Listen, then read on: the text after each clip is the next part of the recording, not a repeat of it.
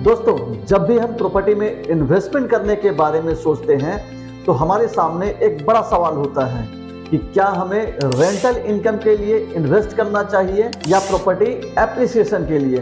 क्या हर महीने मिलने वाला रेंट बेहतर है या 5 से 10 साल के बाद मिलने वाला बड़ा प्रॉफिट।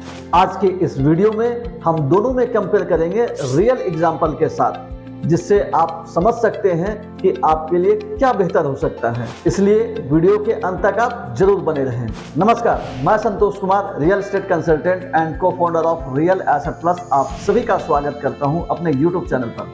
तो चलिए बिना देरी किए हुए जानते हैं कि कौन सा इन्वेस्टमेंट ज़्यादा बेहतर है, रेंटल इनकम या एप्रिसिएशन। सबसे पहले बात करते हैं रेंटल इनकम की। रेंटल इनकम का मतलब क्या है, यानी कि आपने प्रॉपर्टी खरीदा और उससे आप हर महीने पैसे कमा रहे हैं। जैसे अगर आपने 50 लाख का फ्लैट खरीदा और उसका रेंट 15,000 रुपये हर महीने आ रहा है, तो आपको साल का 1,80,000 रुपया मिल रहा है, यानी अप्रोक्स 3 से 4% एनुअल रिटर्न। अब बात करता हूँ रेंटल इनकम के एडवांटेजेस के बारे में। रेंटल इनकम से रेगुलर मंथली इनकम होती है, यानी कि पैसिव इनकम। इससे फाइनेंशियल स्टेबिलिटी बनती है और लोन EMI भी कवर हो सकती हैं। इसके डिसएडवांटेजेस भी हैं, जैसे कि लो रिटर्न। ये FD के आसपास ही होती है। वैकेंसी का रिस्क, यानी कि कभी कभी टेनेंट का ना मिलना, मेंटेनेंस और रिपेयर का कॉस्ट भी खुद ही भरना पड़ता है। अब बात करते हैं कि प्रॉपर्टी एप्रिसिएशन होता क्या है। एप्रिसिएशन का मतलब है टाइम के साथ प्रॉपर्टी की वैल्यू बढ़ना। जैसे आपने 50 लाख का प्लॉट लिया और 5 साल के बाद वो 80 लाख का हो गया, यानी 30 लाख का प्रॉफिट। इसके एडवांटेजेस ये हैं कि इसमें आपको हाई रिटर्न मिलता है, लॉन्ग टर्म वेल्थ क्रिएट होता है, कोई टेनेंट का टेंशन ही नहीं और कंपाउंडिंग का बेनिफिट भी होता है। इसके कुछ डिसएडवांटेजेस भी हैं, जैसे कि इसमें कोई रेगुलर इनकम नहीं आता है, मार्केट का रिस्क होता है। अगर आपने गलत लोकेशन में प्रॉपर्टी खरीद लिया तो ग्रोथ बिल्कुल स्लो भी हो सकता है।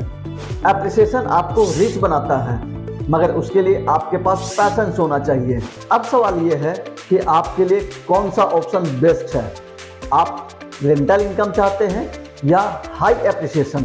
अगर आप चाहते हैं रेगुलर इनकम और लो रिस्क, तो रेंटल इनकम आपके लिए बेस्ट है। उसके लिए आप रेडी टू मूव फ्लैट या कमर्शियल शॉप्स परचेज कर सकते हैं। और अगर आप लॉन्ग टर्म वेल्थ बनाना चाहते हैं, 5 से 10 साल वेट कर सकते हैं, रिस्क को समझकर इन्वेस्ट कर सकते हैं, तो आपके लिए प्लॉट एक बेस्ट ऑप्शन हो सकता है, वो भी डेवलपिंग एरियाज में, जैसे कि यमुना एक्सप्रेसवे। अगर आप स्मार्ट इन्वेस्टर बनना चाहते हैं तो आप दोनों का कॉम्बिनेशन बना सकते हैं, यानी कि एक प्रॉपर्टी आप रेंट के लिए ले सकते हैं और एक प्रॉपर्टी ग्रोथ के लिए।